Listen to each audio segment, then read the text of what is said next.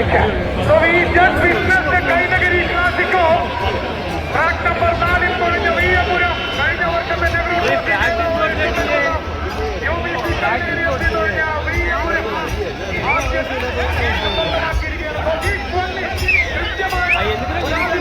കൃത്യമായ മേധാവിത്വത്തോടെ വീയപുരം കൊണ്ടുവന്നിരിക്കുന്നു. ട്രാക്ക് 1 പൊളിഞ്ഞു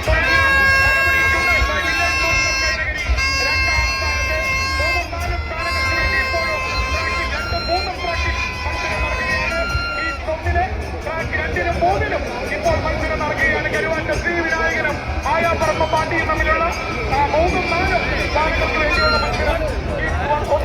3-4 സ്ഥാനങ്ങൾക്ക് വേണ്ടി Karuvatta Sree Vinayakan on track 2 and ആയാപ്പറമ്പ Pandi on track 3. ആയാപ്പറമ്പ പാണ്ടിയാണ് track 3യിൽ തുഴയുന്ന ആയാപ്പറമ്പ പാണ്ടി. കൊച്ചിൻ IBRയുടെ ആയാപ്പറമ്പ പാണ്ടിയാണ് 3ാം സ്ഥാനത്തേക്ക് വരുന്നത്. വീയപുരം നോക്കിയിരിക്കുന്നു. ഈ കൊന്ന് ട്രാക്ക് 4ൽ തുഴഞ്ഞ വീയപുരം നോക്കിയിരിക്കുന്നു. ഈ കൊന്ന് നമുക്കിനി